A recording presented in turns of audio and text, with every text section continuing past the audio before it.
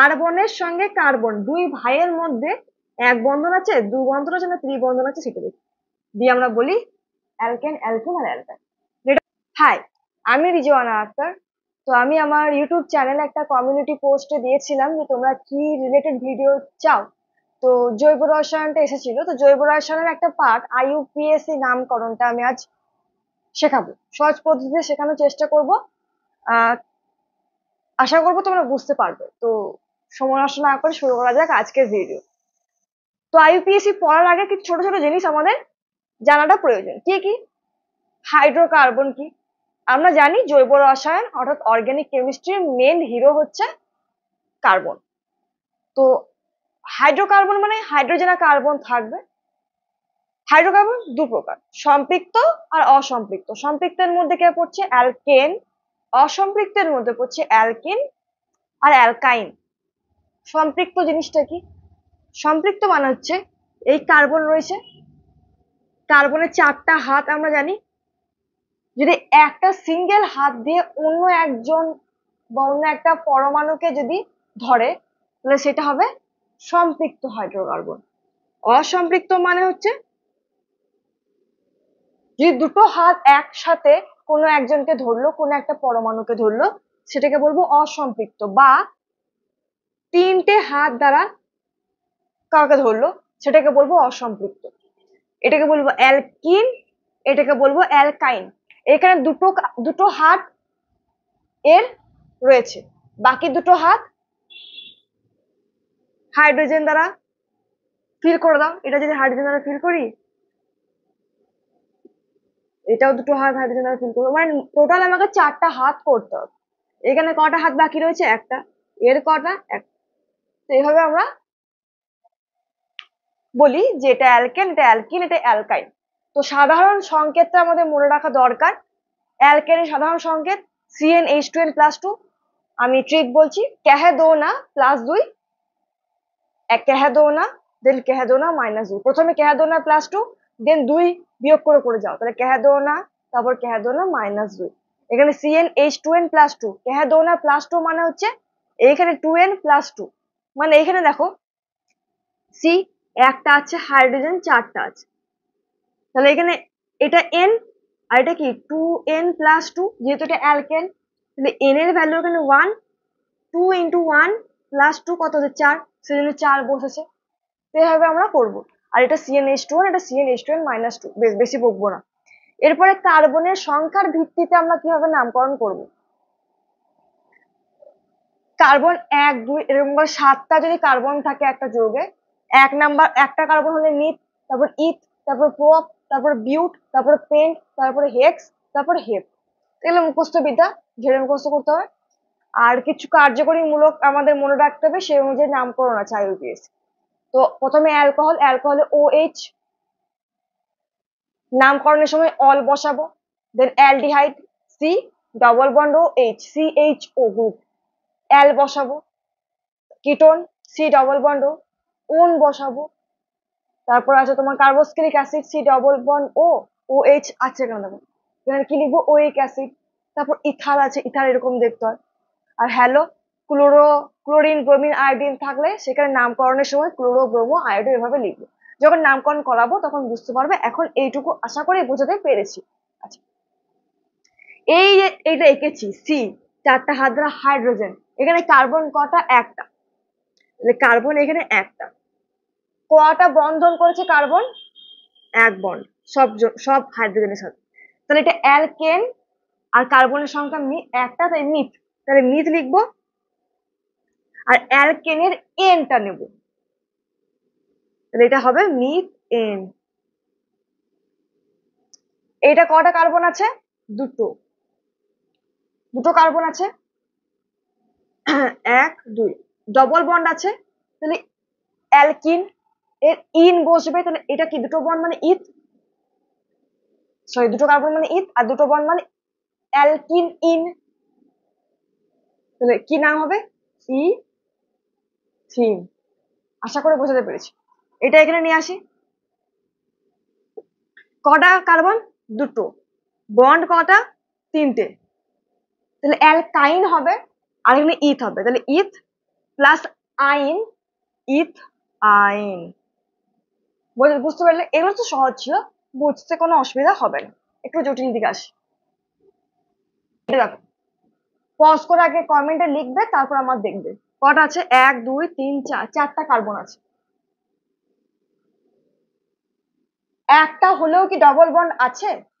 হ্যাঁ আছে, একটা ডবল বন্ড থাকলেই সেই যৌগটা হয়ে যাবে অসম্পৃক্ত এবং অ্যালকিন হয়ে যাবে। তো নাম কি লিখবো? 4টা, মানে বিউট। ক নাম্বার পজিশনে, ক নাম্বার অবস্থানে ডবল বন্ডটা আছে, এদিক থেকে নামকরণ করব।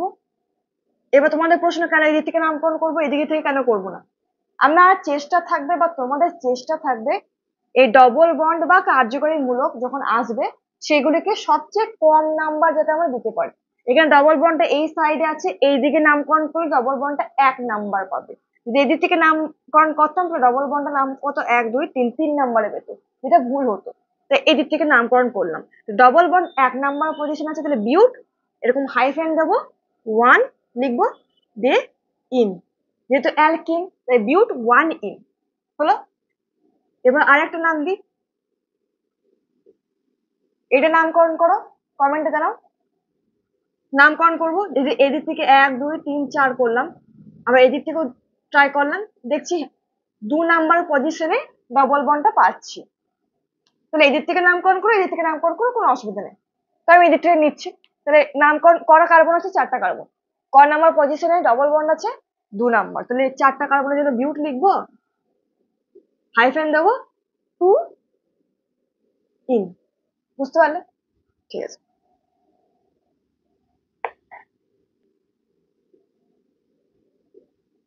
এটা নামকরণ করো, কটা কার্বন? 1 2 3 4, 4টা কার্বন।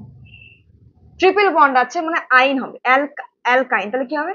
বিউট। নামকরণ করে নেবো 1 2 3 4, এদিক থেকে করলেও সেম হবে।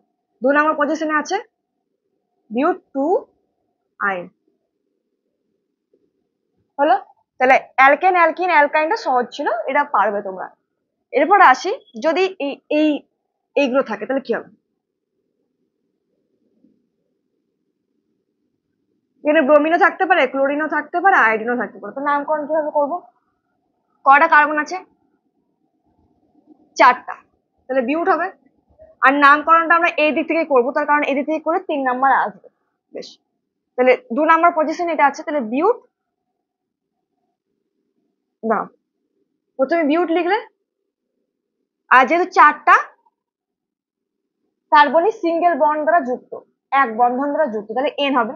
তাহলে বিউট প্লাস এন, বিউটেন হবে। আর এইটাকেও শুধু লিখতে হবে, আমাকে গুরুত্ব দিতে হবে, তা না হলে এর রাগ করবে, কারণ এ তো আছে, এর নাম তো লিখতে হবে, তাই না? 2 নাম্বার পজিশনে এটা আছে, তাহলে যেটা পাশে মানে তোমার কার্বনের থেকে এক্সট্রা থাকে, এই যে ব্রোমিন ক্লোরিন আয়োডিন, এটা এক্সট্রা রয়েছে, এটাকে আমি বাঁ ধারে লিখবো।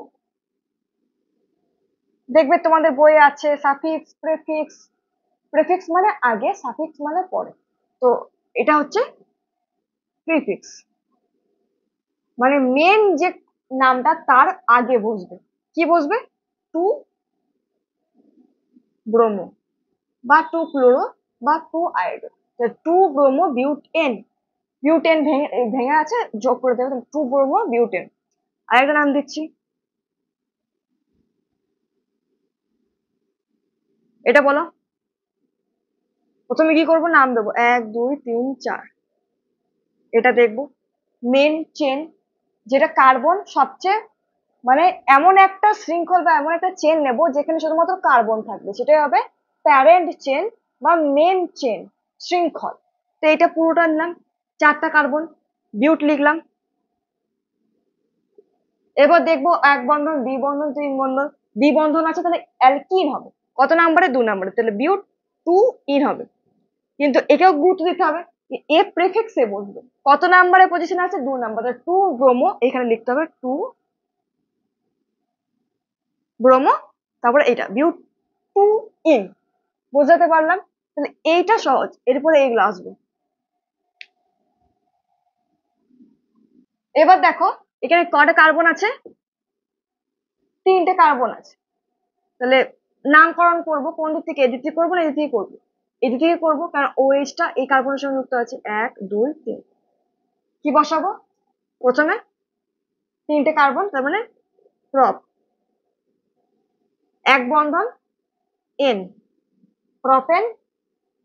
কিন্তু এটা কার্যকরী মূলক অ্যালকোহল, তাহলে সেখানে আমাকে একটা গুরুত্বপূর্ণ নাম দিতে হবে, পরে বসবে এটা।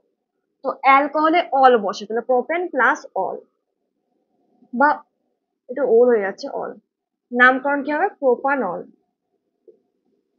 Propanol, propane plus all propanol. আচ্ছা,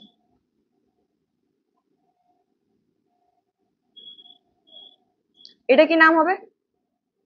এই দিক থেকে নামকরণ করবো 1 2 3 4। বিউট 10 প্লাস কল নাম্বার পজিশন আছে 2 নাম্বার, 2 অল, বিউটেন 2 অল এটা লিখলে হবে, বা বিউটেন 2 অল, বিউটেন 2 অল, ইংলিশে এরকম হয়, বিউটেন প্লাস অল দিয়ে ইটা চলে যায়, বিউটানল হয়ে যায়। তো বিউটান 2 অল বা বিউটানল, এটা যেমন প্রোপানল হয়ে গেল সেরকম।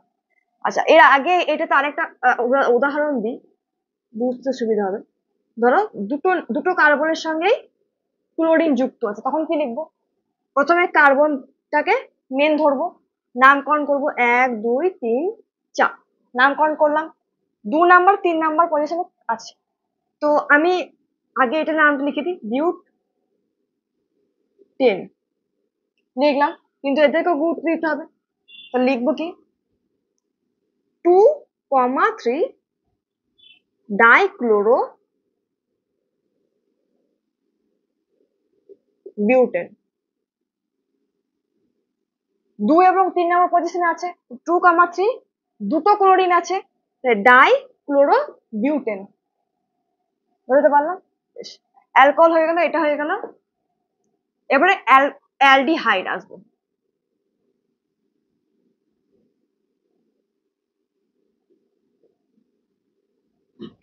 নামকরণ করব, যেহেতু অ্যালডিহাইডে কার্বন আছে, তাহলে কার্বন থেকে নামকরণ করব। কটা?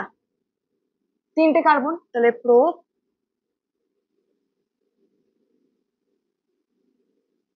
3টে কার্বন, তো প্রোপানল। বেশি কিছু দেখবো না, প্রোপানল। অ্যালডিহাইড যুক্ত হবে প্রোপেন প্লাস অ্যাল, প্রোপানল। তোমরা আবার বলবে যে এই কার্বনের সঙ্গে ডবল বন্ডে ও যুক্ত আছে, কিন্তু এটা দেখি না। কার্বনের সঙ্গে কার্বন, দুই ভাইয়ের মধ্যে এক বন্ধন আছে, দু বন্ধন আছে না ত্রিবন্ধন আছে, সেটা দেখি, দিয়ে আমরা বলি অ্যালকেন, অ্যালকিন আর অ্যালকাইন। এটা প্রোপানল, বোঝাতে পারলাম? C double bond O H অবশ্যই দেখবো, এইচটা অবশ্যই দেখবো। যদি এটা এরকম হতো, এটা এক সাইডে রয়েছে, ঠিক আছে, এবার যদি এটা এরকম হতো,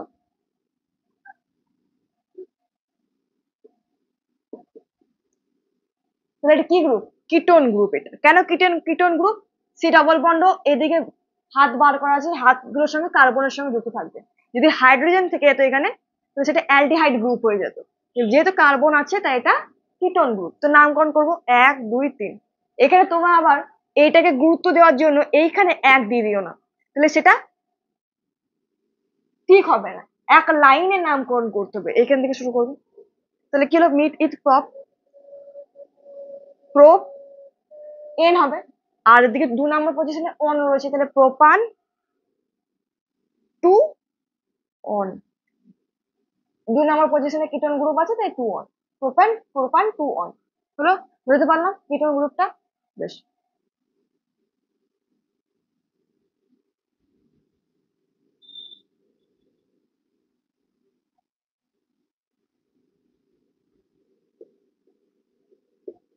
এটা দেখো, এটা হচ্ছে carboxylic acid group, C double bond OH।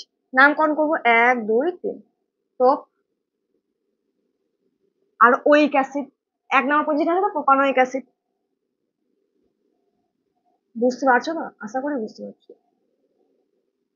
Propanoic acid হয়ে গেল। বিউটানোইক অ্যাসিড হবে, মিথানোইক অ্যাসিড হবে না, মিথানোইক তো একটাই কার্বন, তাই না? তো ইথানোইক অ্যাসিড। ইথার, তো ইথারের ও এর দুপাশে কার্বন থাকবে। বড় কার্বনের চেনটাকে আমরা মেন প্যারেন্ট চেন বা মেন শৃঙ্খল হিসেবে ধরবো। কটা কার্বন আছে? সরি, হ্যাঁ, কটা কার্বন? দুটো কার্বন আছে, আর এই ধারে একটা আছে। তাহলে এটা ইথেন, আর এইটা এক্সট্রা রয়েছে, এটাকে লিখবো মিথক্সি, এক অক্সি যোগ হয়ে যাবে, তাহলে মিথক্সি ইথেন। যদি এদিকে তিনটে কার্বন থাকতো তাহলে এটা মেন চেন হতো, তাহলে কি হতো? Methoxy meth eth propane. এটি যদি দুটো কার্বন হতো তাহলে কি হতো? Ethoxy propane. বুঝতে পারলাম? কার্বন বেশি থাকবে যেটা, সেটা মেন নাম হবে, তার পাশে এটাকে অক্সি দিয়ে লিখবো। তাহলে ইথার নামকরণ বুঝতে পারলাম। এবার আমরা অ্যালকিল মূলকের নামকরণ করব। অ্যালকিল মূলক মানে কি? CH4 মানে কি? মিথেন। একটা হাইড্রোজেনকে সরিয়ে দাও, তাহলে এর একটা হাত ফাঁকা হয়ে গেল, এটাকে বলবো মিথাইল। তাহলে এরকম একটা করে হাত ফাঁকা করলে তাদের যে নামকরণ গুলো হবে তাদেরকে বলবো অ্যালকিল। ইথেন ছিল ধরো C2H6, C2H5 হলে একটা হাত ফাঁকা থাকবে, এটাকে বলবো ইথাইল। এরকম মিথাইল, ইথাইল, প্রোপাইল, বিউটাইল এরকম থাকবে। তো এরকম যদি থাকে সেক্ষেত্রে নামকরণটা কি হবে? তবে আমাকে main parent chain, main carbon শৃঙ্খলটাকে দেখতে হবে। দেখো, এটা হচ্ছে মেন শৃঙ্খল, এটা সবচেয়ে বড়, কারণ এখানে 1 2 3 4 5টা কার্বন রয়েছে। আমি এটা কেন নিলাম না? কারণ এটাতে 3টে কার্বন থাকতো, তাই নিলাম না। বেশ, এইটা নেবো না, ওইটা নেবো। ওইটা নিলে এইটা পড়ে রইলো তোমার অ্যালকিল মূলক হিসেবে। এর নামকরণ আগে পেন্টেন, আর এটা মিথাইল। কত নাম্বার? 2 নাম্বারে, 2 মিথাইল পেন্টেন হবে। যদি 2 3 2 নাম্বার পজিশন, দুটো পজিশনে থাকবে কি লিখতাম? 2,3 ডাইমিথাইল পেন্টেন। বা যদি ডবল বন্ড থাকে, এইখানে যদি সি থাকে, তখন আমরা কাকে গুরুত্ব দেব? ডবল বন্ডকে গুরুত্ব দেবো। তো এদিক থেকে নামকরণ করবো 1 2 3 4। এদিক থেকে তো নামকরণ করতে পারতাম, কিন্তু করবো না, কারণ ডবল বন্ডের গুরুত্ব, ডবল বন্ডের কে আমরা বেশি প্রায়োরিটি দেবো, গুরুত্ব দেবো। তাই আমরা এদিক থেকে নামকরণ করবো, এদিক থেকে নামকরণ করবো না। ডবল বন্ড বেশি ডমিনেন্ট। তো নামকরণ কি হবে? বিউটেন। বিউটেন হবে? বিউটেন হবে না, বিউটিন হবে। বিউট 1E, তো বিউটিন। আর 3 নাম্বার পজিশন আছে 3 মিথাইল বিউটিন। নামকরণ করবার জন্য আমি প্রথম দিকে আরেকবার সামারি দিয়ে দিচ্ছি, এটা দেবো। সামারিটা হচ্ছে, আমি প্রথমে যৌগটাকে দিকে তাকাবো, অন্যদিকে মনোযোগ না দিয়ে যৌগটাকে তাকাবো, দেখবো কতগুলো কার্বন রয়েছে, এবং সবচাইতে বেশি কার্বন রয়েছে যে শৃঙ্খল বরাবর, সেটাকে দেখবো মেন কার্বন চেন দিয়ে নামকরণ করব। নামকরণ কিভাবে করব? ডবল বন্ড ট্রিপল বন্ডকে বেশি গুরুত্ব দেব, কারণ এ ডমিনেট। তো ডবল বন্ড বা ট্রিপল বন্ড কম নাম্বার পাচ্ছে, এইরকম ভেবে, এরকম চিন্তা করে আমাকে নামকরণ করতে হবে। করলাম নামকরণ, দিয়ে কি করব? প্রথমে মিথ ইথ প্রপ বিট এটা দেখে নিয়ে লিখলাম অ্যালকেন অর অ্যালকিন অর অ্যালকাইন, সেটা লিখলাম। কত নাম্বার পজিশন আছে সেটা লিখবো। তারপরে কার্যকরী মূলক ওয়াইজ আমরা দেখবো কত নাম্বার পজিশনে কার্যকরী মূলক রয়েছে। কার্যকরী মূলকে অবশ্যই আমরা গুরুত্ব বেশি দেবো। তো কার্যকরী মূলক অনুযায়ী আমরা methanol, ethanol, propanol, methanal, ethanal এরকম ভাবে নামকরণ করবো, শেখালাম। আর এটা তো মনে রাখবে। আর এটা আশা করি সহজ পদ্ধতিতে, সহজই ছিল, এই বেসিক জিনিস পড়ালাম। তো এর উপর আমি আরো হোমওয়ার্ক দেবো কমিউনিটি পোস্টে, তো সেগুলো তোমরা কমেন্টে জানাবে। ঠিক আছে, তো আজকের মতো এই পর্যন্ত থাক, দেখা হচ্ছে আবার পরের ভিডিও। Best of luck.